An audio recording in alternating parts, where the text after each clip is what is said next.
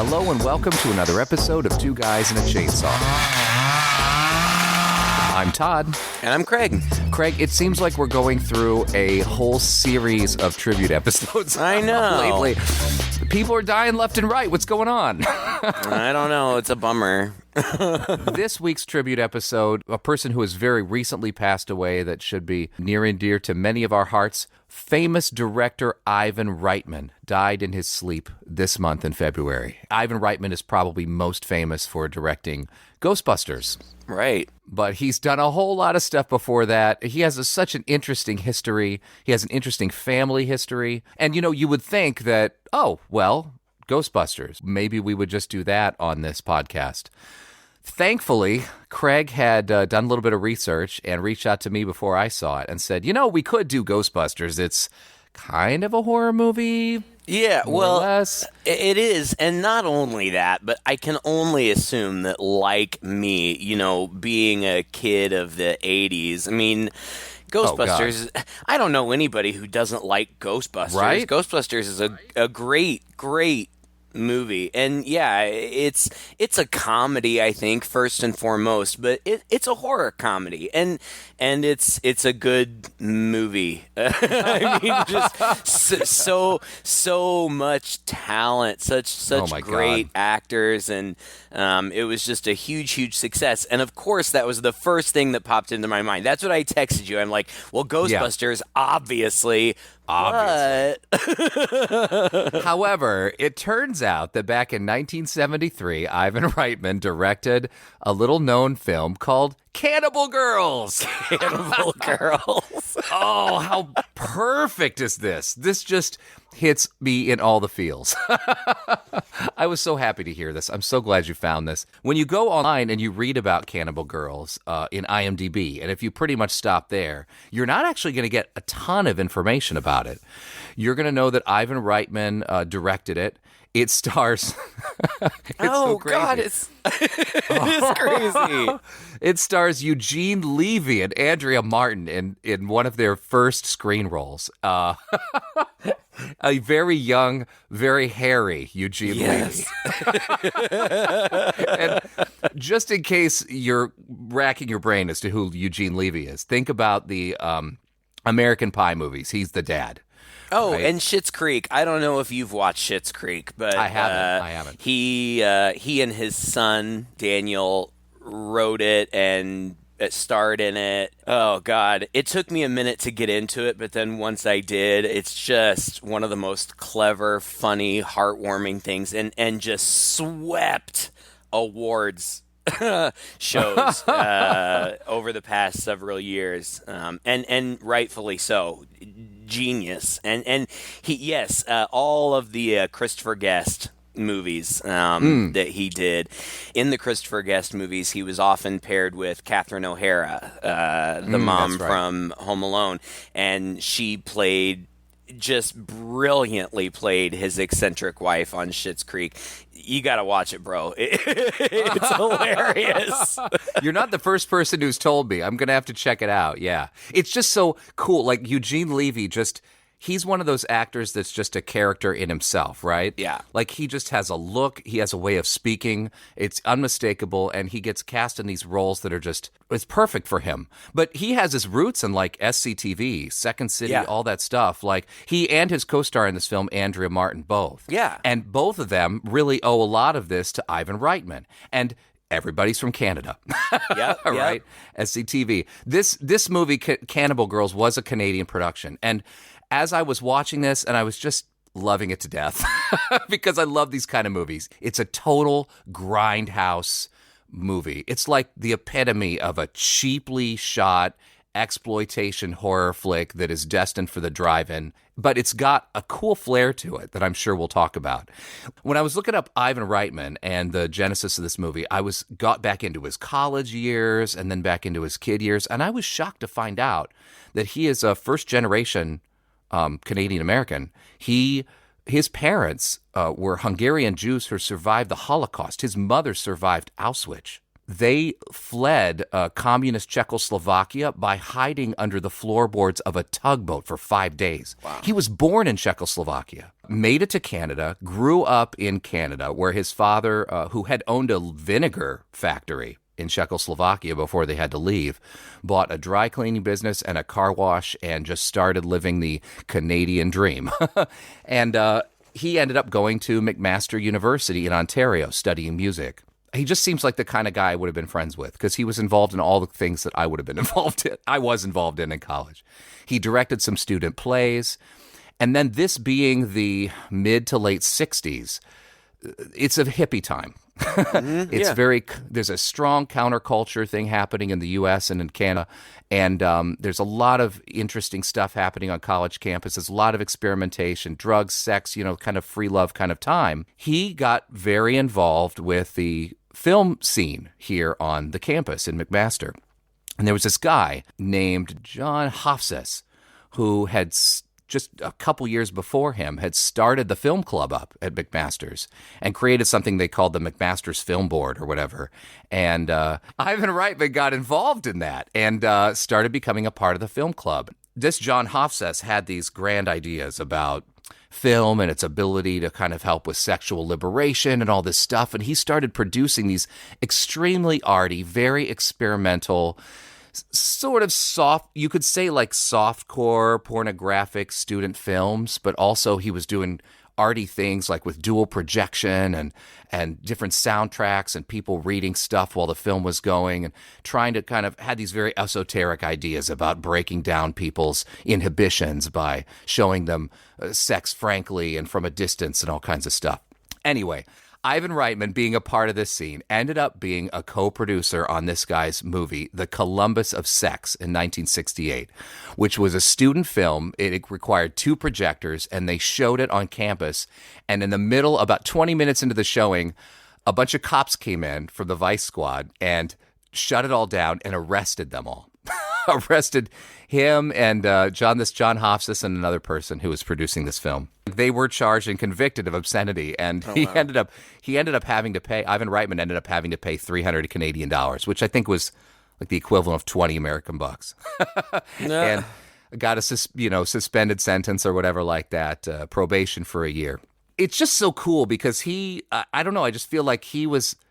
I was experimenting with movies and stuff in college too, and I was involved in theater and film and music and all that. And so I just thought, yeah, like this is one of these guys, that kind of came from that and just grew something out of it. After that, they ended up selling that movie. They sold that movie to an exhibitor in the United States, and then they cut it up and they shot some extra footage and they released it. And so then he went on to move into another movie called My Foxy Lady, which was another sort of sex comedy, which didn't do too well, but it got distributed. And it also was Eugene Levy and Andrea Martin's first screen role. It what? Oh, wait, what? Before this? Before this, Foxy Lady. Yep, they were both in it. I didn't know that. By the way, Eugene Levy, fun fact, he was a cinematographer on that student film that everybody got arrested for. Huh. Crazy, right? So anyway, they did all this, and they did this Foxy Lady, which was his first directorial debut, starring Eugene Levy and Andrea Martin. Didn't do too great, but was distributed. Ended up deciding, well, we need to go for the lucrative horror market. It was a total of 12 people just went in on it. And they decided they were going to get equal shares in whatever they could produce out of it. And then they convinced Pathé Productions, which had an editing equipment and editing studio there, to forego all of the fees for using their equipment until after the film is picked up and they get money for it. Then they were going to pay these guys. The original budget, I think, was like $9,000 or something like that. They ended up spending $12,000 putting this movie together. They cut it together, and after they were finished cutting it together, they ended up with something that was 60 minutes long, and they all decided wasn't very good. So Ivan Reitman, he goes to his dad and borrows money. They shoot extra scenes in Ontario and Toronto, some other places, and try to flesh this out to something that makes a little more sense and is about an hour and a half long now. I think it's an hour, 24 minutes. Yeah. And there you go. It premiered at a horror festival in Spain. And it was a down-to-the-wire kind of thing. It almost didn't even premiere because they were in dispute with Pathé over their money. Pathé was threatening to hold on to the negatives unless they signed over all the rights to them because they were tired of waiting. And his co-producer on this just basically gave an ultimatum and said, if you do that, I'm just going to drive the negatives off a cliff. I've spent 2 years on this movie. I don't give a care anymore. And they were shocked by that, and they ended up releasing the negatives to them. And they managed to get a finished print of this film in their hands in the Spain 30 minutes before this premiered on screen. Yeah. It premiered for like 15 people. But it just so happened that one of the 15 people in the audience was a scout for American International Pictures, which was Roger Corman and Samuel Arkoff's big B-movie distribution machine in the United States. This guy said, you've got to show this to Sam Arkoff. And they were like, holy crap, Sam Arkoff, he's like a god. They ended up going to his, like some crazy hotel. They had a second screening of this film for him. He and James Nicholson ran American International Pictures, and it was the great B picture releasing organization of an entire generation. And it's this extraordinary hotel on the tip of the Mediterranean. And it's probably one of the most expensive hotels in the world. They would lead me to the biggest suite at the hotel because he was the number one guy. And the suite is full of people milling about. It's busy. And there's Sam. He says, okay, kid, come with me into the bedroom. And he's got this fresh orange juice glass with a Hotel du Cap napkin underneath it. And he moves the orange juice. He takes up this big fat ballpoint pen and he writes $50,000. He gives it to me like this. And I said, would you mind signing it? And then after we recoup our costs, you can have 20% of the grosses. And that is how this film got U.S. distribution in mostly drive-in. It was released as a drive-in double feature with a movie called Raw Meat. Nice. Which starred Donald Pleasance and Christopher Lee. Wow. But Roger Corman was a little, he's got his requirements, and you got to have a lot of nudity, you got to have a lot of gore. This movie's got nudity, but it doesn't have too much gore, and that was a bit of a problem. So he came up with this gimmick that he stole, I think, from an earlier William Castle-type production, where in the trailers for this film and in the screening of this movie, there would be a bell that would ring before some scene that would be shocking, so that you knew to close your eyes. And then you could open your eyes again after the doorbell sound, which lets you know that it's safe to watch again. During the showing of Cannibal Girls, in consideration of those of you with delicate sensibilities, a special warning bell has been installed. It will signal you when to close your eyes to avoid certain scenes of a shocking nature. Apparently that was successful. If you get the DVD version of it, there's an option to turn that on. Isn't that crazy? I know. I really kind of wished that we had been able to see that. Right? I just wanted to know. I just wanted to know what it was like. I thought it was actually really kind of clever and gimmicky. And I know that Corman and probably others like him were experimenting with those types of gimmicky type things in the theater, like smell-o-vision and all of these gimmicky type things. It would have been funny to be able to see that, but whatever. Why don't we do that anymore? We should do shit like that now, right? I know. That'd be kind of fun. Gimmicks are fun. Yeah. So they shot this movie. It was 9 16-hour days in a row. And when you watch the credits for this film, actually, to their credit, it mentions it's a story by such and such person, written by Robert Sandler. Yeah, it says the dialogue was developed by the cast, basically. So apparently, they basically just had a rough outline. It was like a 13, 14-page outline of the movie and with the main beats and stuff.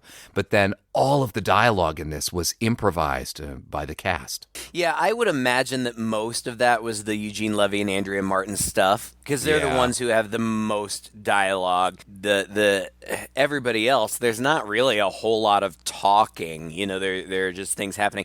But it's interesting, sadly, I only worked on one student short film when I was in college, and it wasn't with you. It was with another filmmaker, and I had such a wonderful time doing it. Like, it was just so much fun.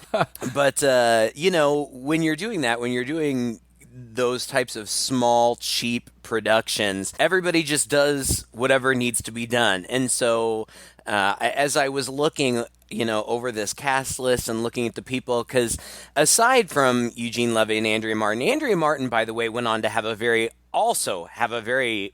successful and prolific career. Yeah, she's still going. Oh, yes. She was in the original Black Christmas. She was in the first Black Christmas remake. She was in My Big Fat Greek Wedding movies and TV show, I think. Like, she's very recognizable. Just a hilarious lady. Both of these stars are just genius, funny people. And you get a little bit, this movie's kind of tongue-in-cheek. It's billed as a horror comedy. It's light on the comedy. Or at least it's not like...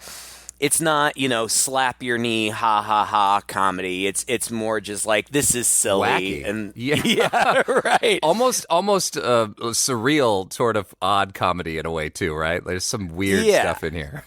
Well, but I just the Cannibal Girls. I just love that. They were all. It says in the opening credits and introducing, and it lists their names as the Cannibal Girls. So these are, nobody actresses. And I noticed that Randall Carpenter, who plays Anthea, who's the blonde. There's a blonde, a brunette, and a redhead. It's perfect. So clever. But the one who plays the blonde, she was also the costume supervisor. Like, I can just only imagine that this was, a labor of love, or they just had to do things because there was nobody else to do it. Right. and you and I have both been in that situation where you just wear whatever hat you have to wear because somebody has to. Right. Exactly. And how cool if we could have just like approached some distributor with the shit that we made, and they're like, yeah, there's a bunch of people out there who watch this shit, while they're making out in the back of a car and make money. But anyway, let's get back to Cannibal Girls. Cannibal Girls. Oh my gosh. Oh, I just love these movies. I know you do. And so I was kind of, when I realized what it was, I didn't look too much into it. I saw the title. I saw that it was 1973, and I was like, do I mention it to Todd? Or do I just say, let's do Ghostbusters? Because I knew if I mentioned this, I'm all in, that you would want to do it. But frankly, I was intrigued too. Well, honestly, we don't do enough of these kinds of movies here. We haven't really. I mean, we do a variety of films. There's only so many movies you can do, once a week. But as far as like a grindhouse type drive-in pick, like maybe 3 in the last 6 years. Yeah, not many at all. Yeah. And that's probably mostly my fault, I guess. Well, there's too much to choose from. Well, there are, but I just, this isn't what I'm typically drawn to. But I saw this, and I saw who was in it, and I knew this wasn't necessarily going to be the type of Eugene Levy stuff that I am familiar with. I knew it was going to be something different, but I was interested in seeing where he and Andrea Martin kind of began. And frankly, I expected it to be bad, and it is. But it wasn't as bad as I thought it was going to be. And honestly, like, when it was over, I just had like this shit-eating grin on my face. Like, I know, right? I expected this to be let me just put it this way. I expected this to be as bad as the movies I shot when I was in college. And I was really surprised, actually, at the moments of cleverness and just the overall effect that it gave and what I got out of it at the end. I thought this movie sort of does deserve to be talked about. And I don't think that many people know about it. I had never heard of it at all. Yeah, me knew neither. nothing about it. Being a fan of both of these lead actors, I had no idea. And I don't think it's widely known. No. I think that it has a small audience who appreciates it, but I don't think a lot of people have seen it. And if you haven't seen it, I say you should check it out. And honestly, like, usually we're like, if you haven't seen it, then turn this off and watch it and come back. No, 'Cause we're you gonna can spoil listen. it. It's fine. Yeah, it's No, not. like, it's what you think it's going to be. It's just better than you'll expect. I think. It's so funny you say that because the poster itself, the tagline is, "These girls do exactly what you think they do." Cannibal Girls. It wears its heart on its sleeve, this movie. Well, and it's like, when it comes down to it, it's kind of like that the farmer's daughter kind of story. You know, like there, there's this farmhouse and these beautiful girls live there. And like, that can go in a couple of different directions. that's right. And in this case, it kind of teases you, and it does go in that direction because like they lure men to the farmhouse for sex and naked time, but then they have like rituals, blood rituals, and they eat them.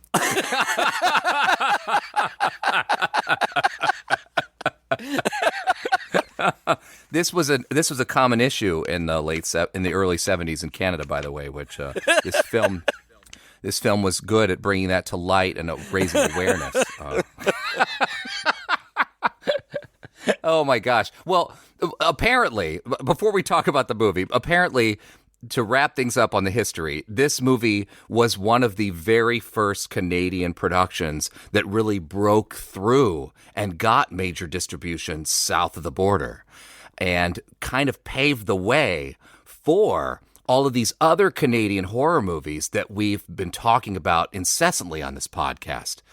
Prom Night and, Black Christmas and all of those films, you could argue, owe a little bit to this movie, weirdly enough. Many people will say this because this was the first one to kind of say, like, hey, maybe we can make a thing out of this up here in Canada, where at this time, Canada's film scene was kind of struggling. Like, what do we do? How do we build this up?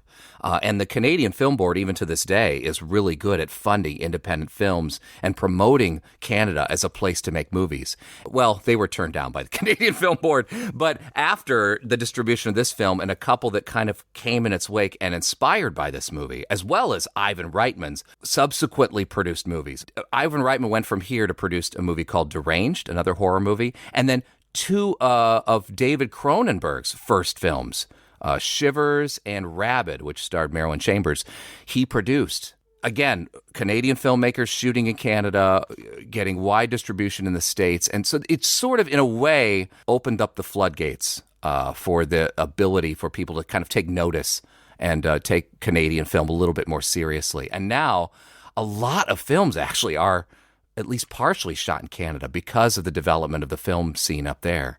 Well, and it's cheaper too, right?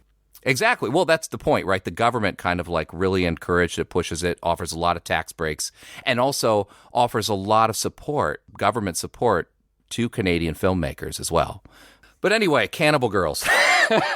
There's an opening kill scene, and it's funny because when it first opens, like it's this aerial shot of a coast, and I kept pushing my volume, like, I can't hear it. Something's wrong. The link that Todd sent me is broken. But there's just no sound for the first couple minutes. But it zooms in on these lovers frolicking on the beach. Of course, it's Canada, so it's not like it's tropical. It's There's cold. snow on the ground. But they're just frolicking on the beach, and, they fall to the ground and start fooling around, in their snowsuits. And then you see a killer POV, and the guy is, they're not having sex, they're just smooching on the beach, but somebody pulls him off the guy off the top of the girl and kills him with a pickaxe. And it's a woman. I mean, or at least you would assume it's a woman. The person has painted red fingernails and is wearing what looks like a woman's sweater. It is a woman. It's not misdirection. But they kill the guy, and then they rip the girl's shirt open to expose her breasts and rub some blood between her breasts. And that's it. And that's the last you ever see of her, which is a little bit confusing. Mm-hmm. Was it the last we see of her? I thought it was the blonde we eventually ended up seeing. Maybe I'm wrong. No. Oh, later. Okay, so then Eugene Levy, who plays Cliff, and Andrea Martin, who plays Gloria, they are a young couple, a new couple. They've been together for like a month, but they are just going away for a weekend, and they're just, wherever the wind blows them, they're just going to stop at some small town or whatever, and their car dies, and that goes on for far too long. Now, I want to interrupt you here because you missed the credit sequence. Like under the credit sequence is this odd montage. It's cool though, of these girls. It's like there's this farmhouse and there are these girls kind of coming and going, and then there's this dude that's like an Igor type hunchback kind of weird guy who's like digging in the garden, and one of the girls comes out of the house and lays like a bowl of food down for him, and he just runs up to it like a dog and just starts like eating the food out of it. It's Todd, please tell me that you did this research, because I didn't, but I am absolutely fascinated. This Igor character is played himself. He's yes, he's credited as himself, Bunker as himself. And I clicked on his IMDb page, and he's been in 2 movies credited as himself. I have no idea. Who is this? I wish I knew. I looked for it too. I couldn't find anything. Like he's like a hunchback, deranged kind of character, and he's just billed as him. That's so weird. God, but you're right. It is very strange, and we just basically see these 3 beautiful young women again. A platinum blonde, a cherry redhead, and a brunette. Like your typical 70s girls, long hair. Yes. There's a way. They had a way with makeup and stuff at this era that I kind of like. They did. And the Marsha Brady hair, just long and not slicked down, but just like brushed totally straight, whatever. And the 3 of them are very beautiful. They don't really have a whole lot of acting to do. They mostly just do a lot of killing and like munching on blood. Caressing and disrobing. Thankfully. Right. Singing. Oh, they're singing too. That's right. And all of this, you see this, and then there's like weird. What do you call it? Like the face of this weird guy, like superimposed. Yeah, it's like this odd montage, right? Where it's like his crazy eyes, and then the girls one after another, and that was art. It's a little arty, right? Yeah, it's weird. I like it though. Yeah, and then the couple is stranded. They're I have in my notes, their car won't start, and then it does, and then it dies again, and then it starts again. After she talks to it. Nice. Okay, I get it. Yeah, she gives it a pep talk. Oh, that was funny. I know it's been hard on you. It's very cold outside, and I know that you'd rather just be sitting someplace, but if you could help us out just this once, we'd really appreciate it. Gloria, please. Go ahead, talk like that. Don't be sarcastic. Oh, I wasn't sarcastic. Wasn't sarcastic, Gar. Wasn't sarcastic. Go ahead. It's gonna start, eh? Go ahead. We love you. Love you. Love you. There's so much. Honestly, as I was watching this, there were so many times when I'm like, this is hilarious. I hope that he cuts this in, because there are so many parts that are just so funny, and they're played straight. It's a very understated comedy, right? But it's played super straight, and it's so much funnier that way. Mm-hmm. And I liked this bit between the 2 of them in the car because, I mean, it did go on too long, for sure, but it kind of set them up. Just sort of wacky but cute and somewhat charming couple. And I, initially when you see a couple like this and they're driving a car and they're going down the road, I sort of imagined, maybe they're husband and wife, maybe they're, longtime boyfriend, girlfriend. But it's much, much later in the movie that we find out they've only been dating for like a month or two. But they've got this. It's the 70s. I don't care. But they got this chemistry that's really cute. And there's like probably because they're ad-libbing and because the camera just keeps rolling, but there's sort of a realistic, kind of relatable quality to it. Like if you had just let a camera go on my family for 10 minutes, it would more or less sort of be like this. Mostly boring, but you'd get, some interaction and stuff. I didn't know that they had worked together before. A lot of some of the history that you said contradicts what the IMDb trivia said, because you said that they had done a film before, and the IMDb trivia says that this is Andrea Martin's first film. Now, maybe this is the first one that actually got distributed. I don't know. But knowing that they had worked together before, now I can see that. These seem to be two people who are familiar with one another and comfortable with one another, and that reads on the screen. And she's playing kind of ditzy and flighty but likable, and he is playing kind of cool, and it seems like he's mostly into it for the sex, but like it's not like he doesn't enjoy her. Like they seem like a believable. I believe that they've been together for a month. They're still getting to know each other. They enjoy each other's company. He gets a little irritated at some of her quirks sometimes, but he hasn't known her long enough that, they're not married, so it's not like he despises her yet. That takes a while. Even you have to be married for a while for that to happen sometimes. Oh, right, I know. Yeah, but it's cute. I mean, my point, and I think your point too, is that there's something kind of charming about these two people in the beginning, and I think it helps. I mean, it really helps with the movie, because most of movies of this caliber don't really even bother with that. No, you're right. They are characters that not that you necessarily care about. I mean, if they get eaten by the Cannibal Girls, that's fine. But they feel like real people. They don't just feel like lame, bad actors in a movie. But anyway, so they end up going to this mechanic shop, and they run into, first of all, everybody who works at the mechanic shop is super shady. And the chief of police is hanging out there, and he's also obviously super shady. There's no sense in trying to hide anything about this movie. As it turns out, everybody in the town is in on it. I don't know if there's some kind of like a cult or something. Right. Yeah. But everybody's in on it. But there's another, they're there, and there's another outsider there who's asking around, and he's showing this picture, and he's like, "Have you seen this girl? She's my sister." Well, that was the girl on the beach. But we never see her again. No. Which doesn't make sense, because it seems ultimately... It seems like, and I do feel like I'm giving something away here, but I don't care. Ultimately, it seems like they're actively recruiting Cannibal Girls. Yep.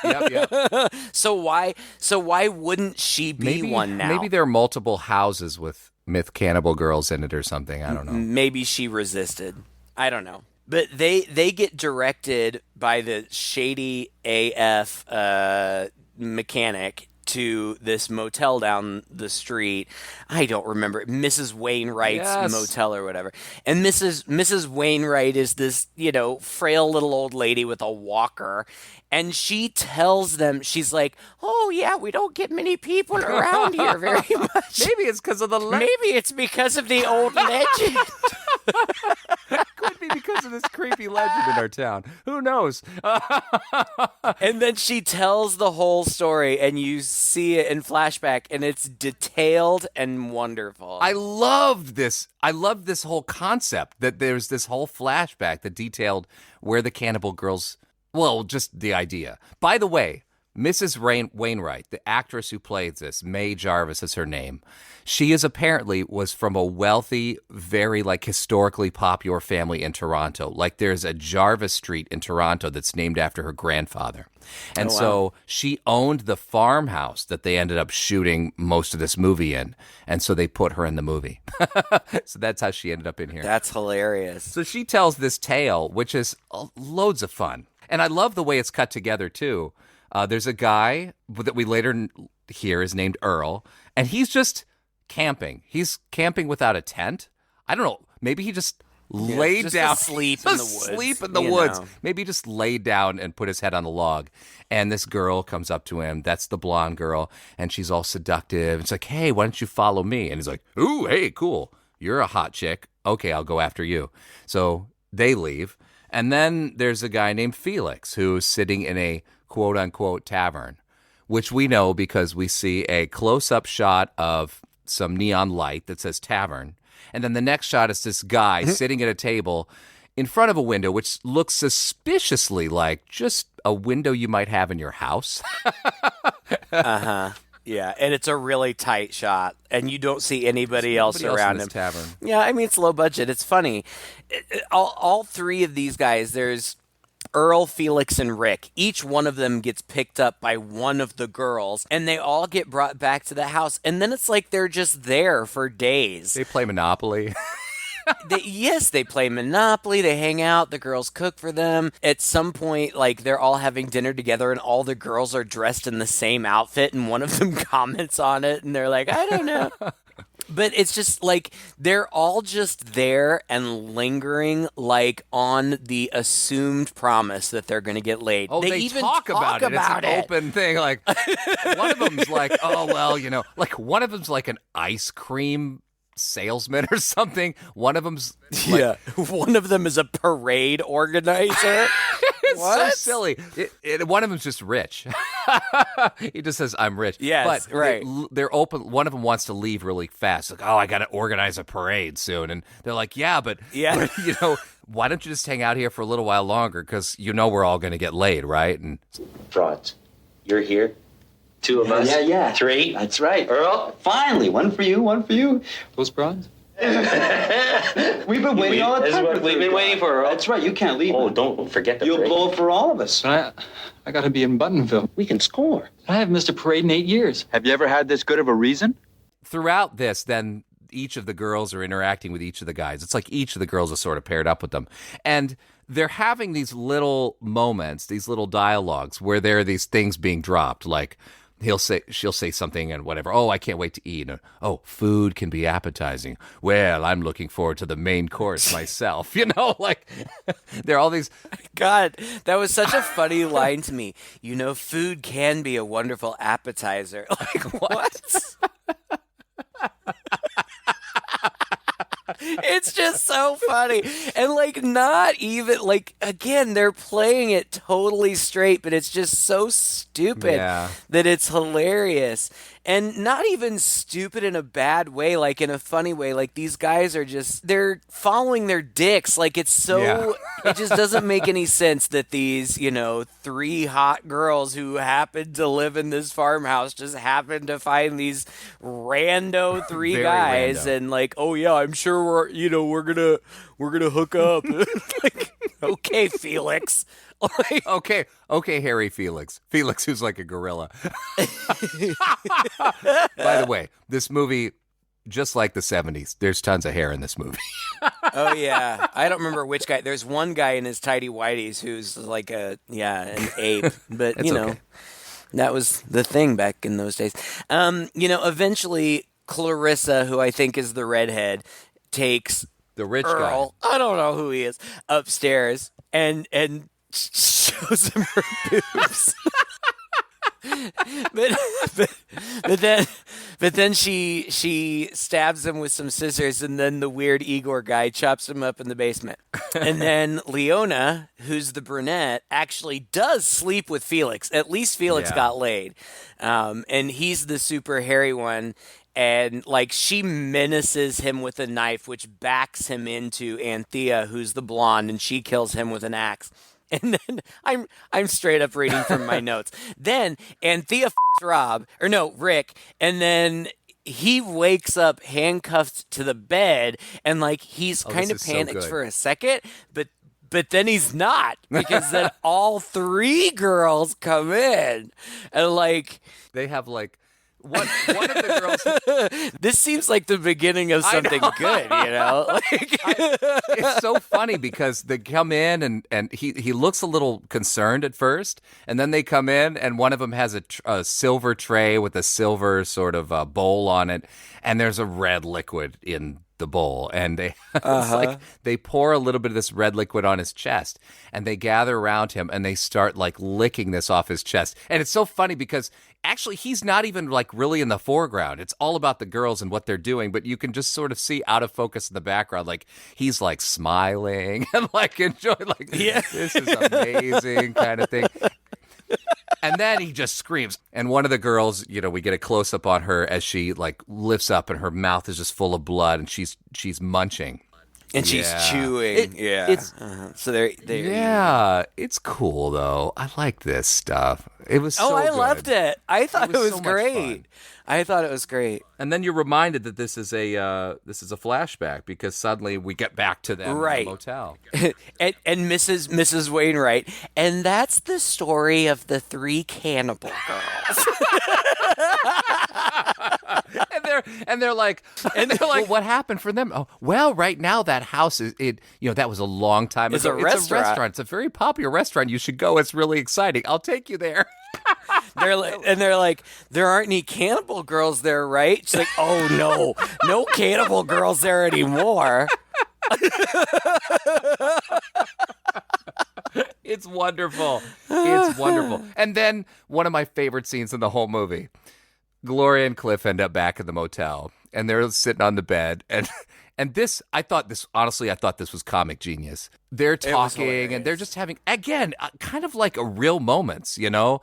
And he's kind of slowly sort of like playing with her, and then like he's talking with her, and he's like spreads her legs a little bit, and he's on top of her, and he's kind of kissing her and smooching her, and they're kind of, you can tell like, okay, this is getting to sex. And then she says, you know what I would love more than anything right now? And he's like, no, what?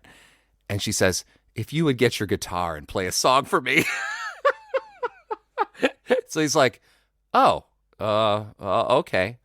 And he goes and he gets his guitar and he sits down. By the way, the whole time that they're rolling around in the bed, he has had a lit cigarette in his right hand. It's so all funny. the time. And it is funny, but the thing that I loved about this scene, and I feel like it's exemplified in this scene, but it's probably true of the whole movie, that they probably did most of this stuff in one shot. Like, it's true. The stuff that happens between them is awkward. It doesn't feel staged. Yes. Really at all. Like, I imagine they had some direction, but it's not.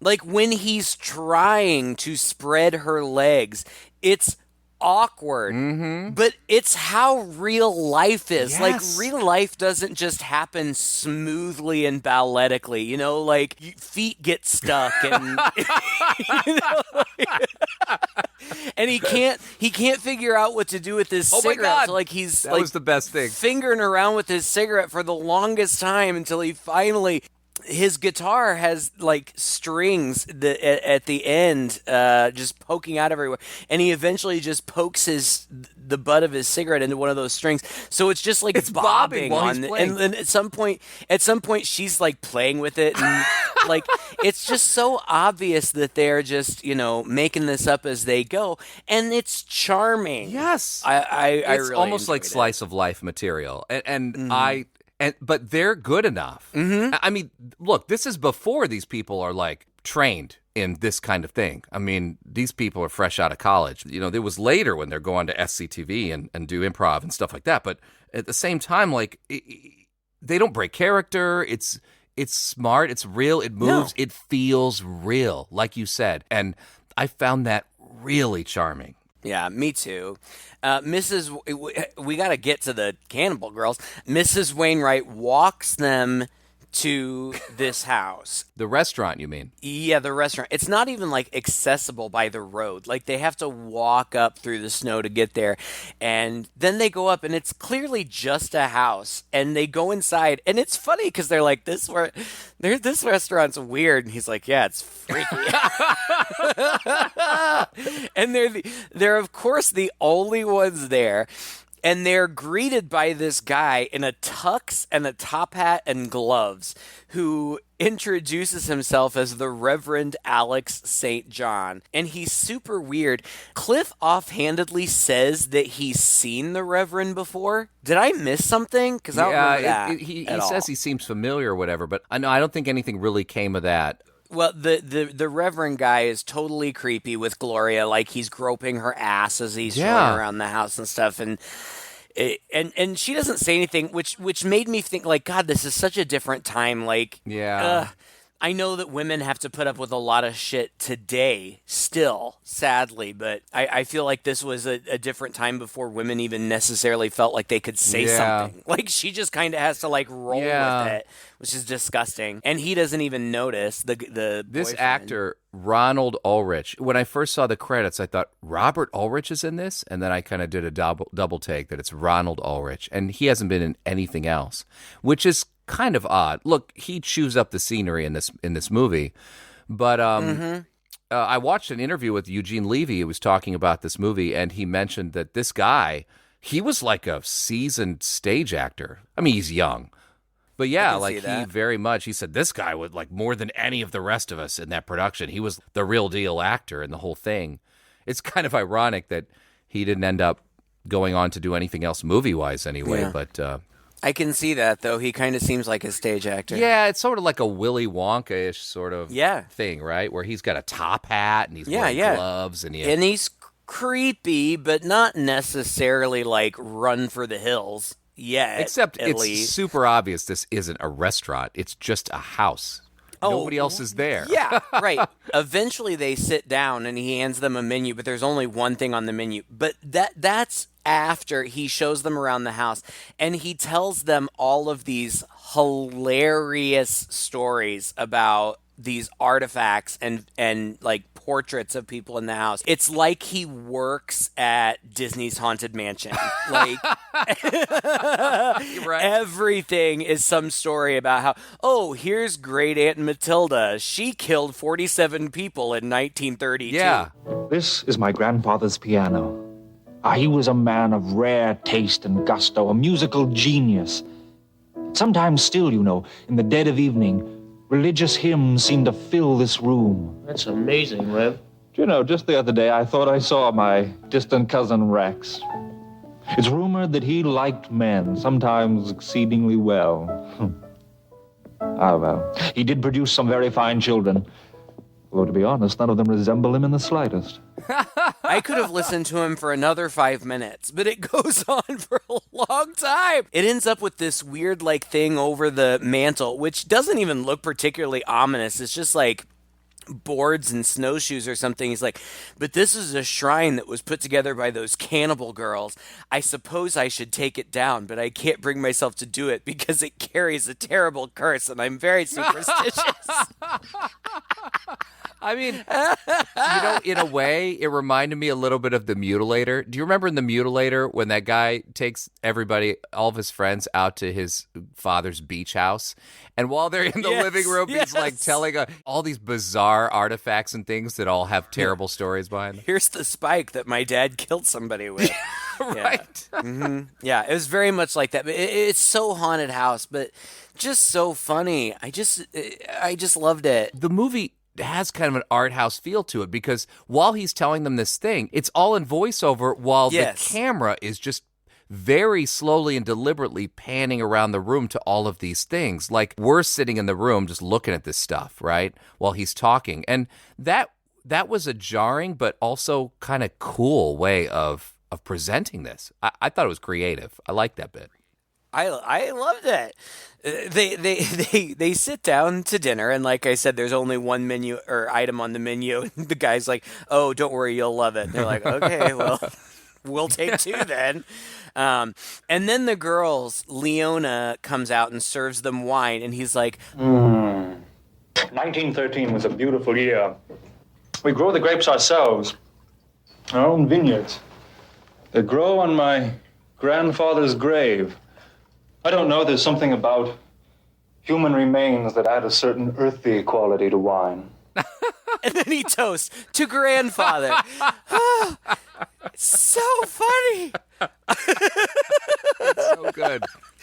And the other thing that's funny is, like, they are creeped out. Yeah. It's a little bit like Rocky Horror. Yeah. Like, they're in this weird ass place and they're kind of shooting each other glances. like what the, this is what the hell freaking did we get weird. into?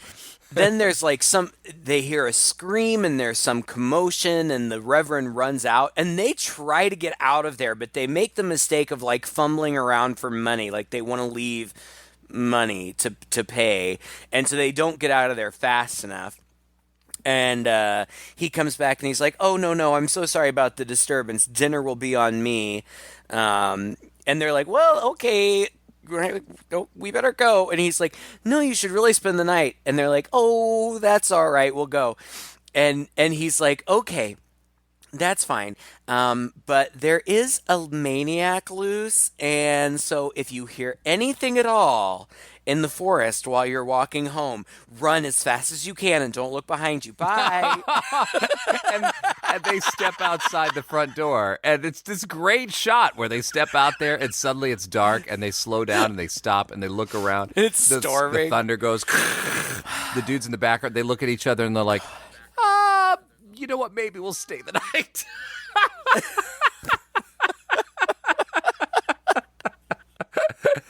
It's good.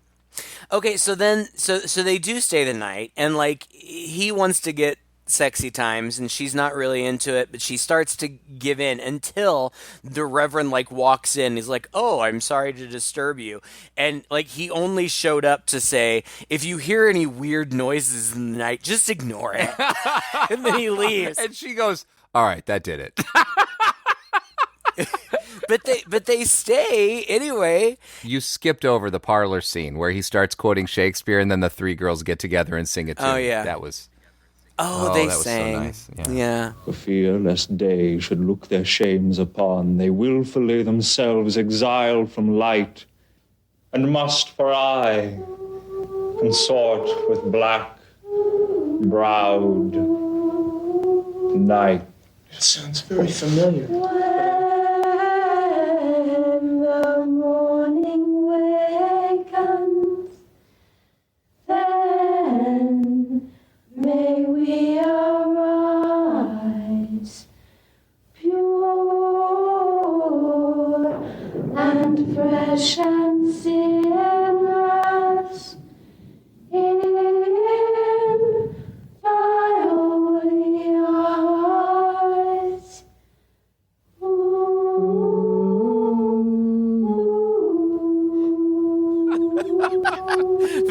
Even like Eugene Levy's character Cliff starts to kind of sing with them. It's so cute.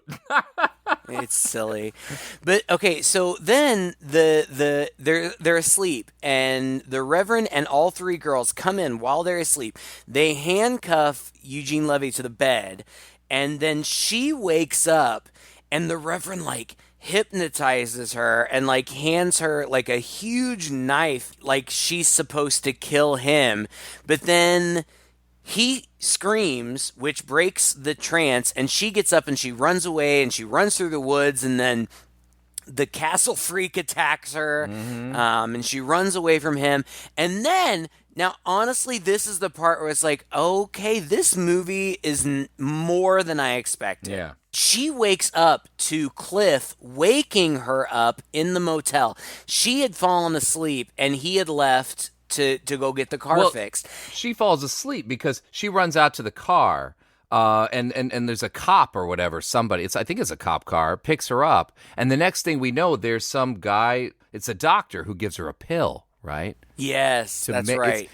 It's conspicuously a red pill. And I thought, because they're trying to get her to drink this blood or something, right? It seems like there's a whole blood thing going.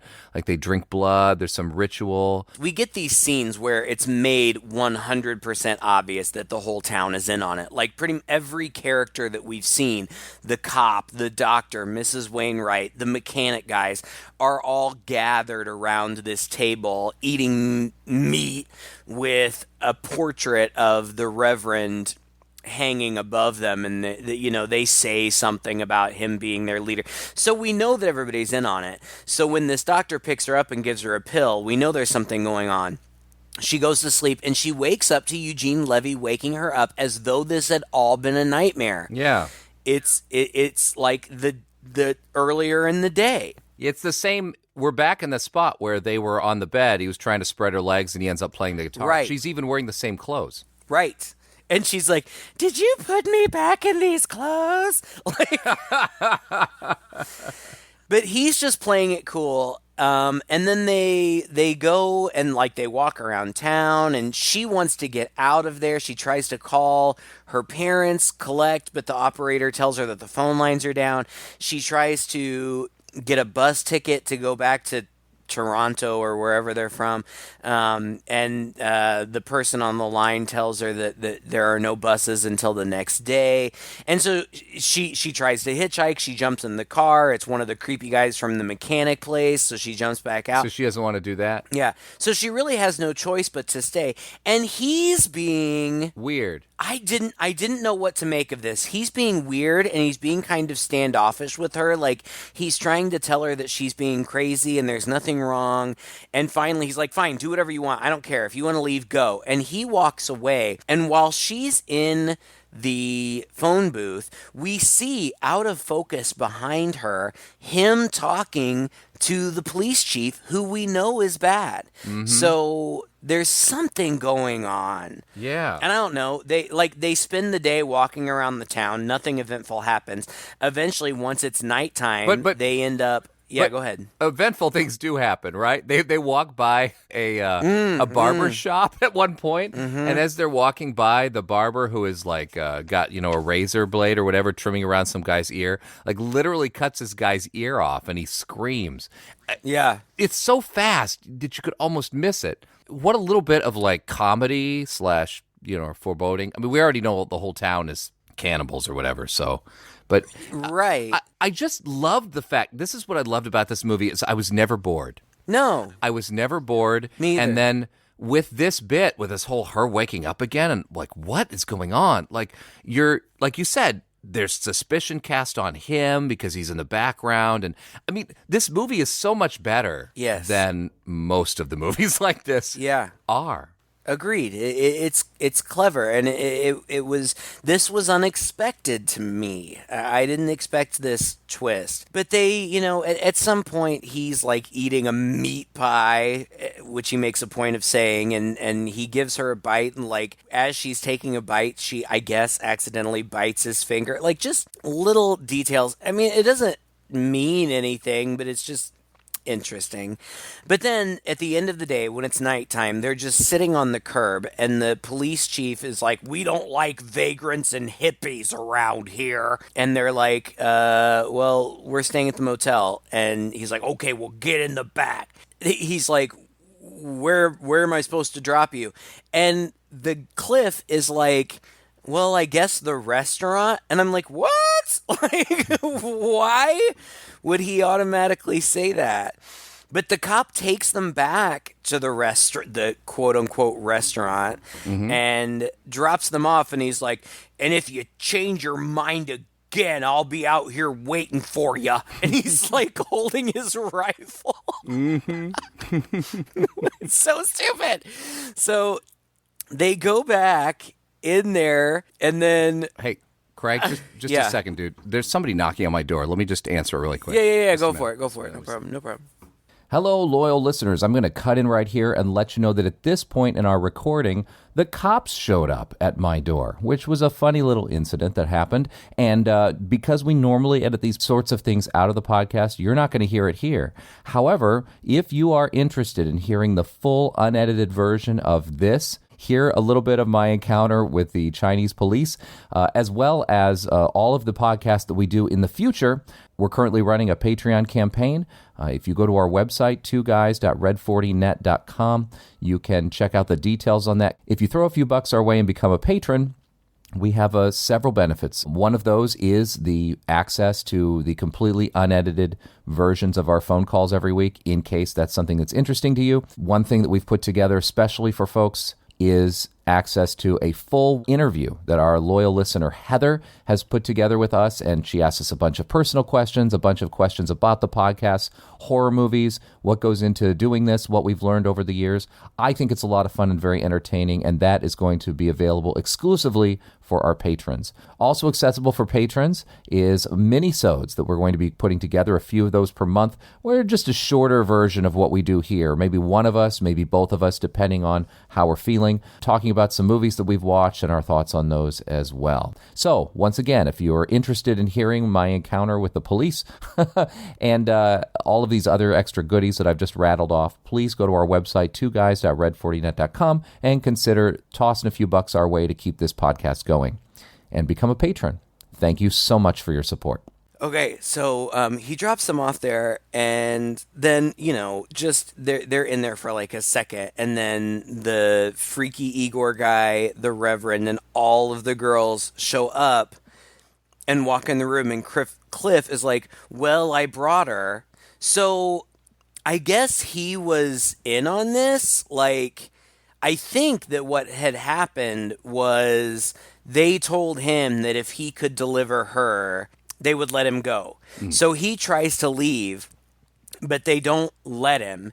And then the Reverend hypnotizes her again and hands her a mace, and she kills him with it. She swings it at him, and it hits him right in the abdomen, and he's all immediately dead. And so all the girls and the Reverend join hands, kneel around him, and sing again.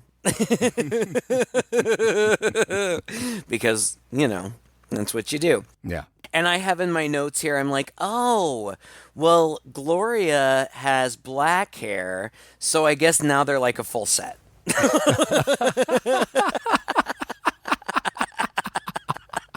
That's so true. Oh, man, I didn't even pick up on that. Leave it to you. The freaky guy drags Cliff away, and then the next thing we see is all the Reverend and all of the girls, including Gloria, sitting around just feasting on meat. And it's like barbecue, and like all of the girls have like barbecue sauce and crap all over their hands and all over their faces. And Gloria is sitting there, and she seems a little bit reluctant. But then she looks at the Reverend, and he gives her like a smile and a nod, and she smiles, and then she just digs in too. And I thought this was so clever, it fades to Mrs. Wainwright talking to a new couple at the motel and saying, so that's the story of the 4 Cannibal Girls. Yep. The cycle continues. Yeah, and then that's the end. So, like, obviously this is what they do. Oh, gosh. I have to admit to you, while I was watching this movie, I was eating ribs. Oh, gross. Yeah, it was really gross. And here's the thing, like, when I was watching The Walking Dead, I haven't watched The Walking Dead for years. I gave up after, like, season 5, I think. But I would watch The Walking Dead. I'd order chicken wings. I didn't care. While I was watching this movie and eating ribs, there was something about these scenes where they're eating this stuff, this raw meat or this prepared stuff with red goop all over it and shit that was, It was just gross. It grossed me out. I don't know, maybe The Walking Dead gore is just too slick or whatever, and this was just really visceral and gross. I was a little more grossed out than I usually am. I think it has something to do, too, with the juxtaposition of the beautiful girls. Oh, like, you're probably right, yeah. They're so beautiful, and then they've got sauce and crap all over their faces. Like, it just doesn't seem right. Like, ew. Like, Yeah, I think you're right about that. Why do that? Yeah. But it's effective. And, like you said, well, I don't know, one of us said, I just walked away feeling, I wasn't bored. It surprised me. I was expecting it to be really bad, and I was ready for that, and I was okay with it. And going in, I'm like, I know it's going to be bad, but sometimes we have a really good time talking about these really bad movies. And if somebody were to say to me, this is a bad movie, I would say that's fair. It is in many regards, depending on what you're judging quality based on. But I still had a really fun time with it. I'm glad to have watched it. I kind of can't wait to pull it out of my back pocket and talk about it. Oh, you like Eugene Levy? You should really check out Cannibal Girls. And I like, I honestly, I don't know a whole lot about Ivan Reitman. What I know about Ivan Reitman is Ghostbusters and Ghostbusters 2. I love Ghostbusters. I still love Ghostbusters. It's a hilarious movie. It's a lot of fun. It was the first horror movie that I remember being really, really interested in.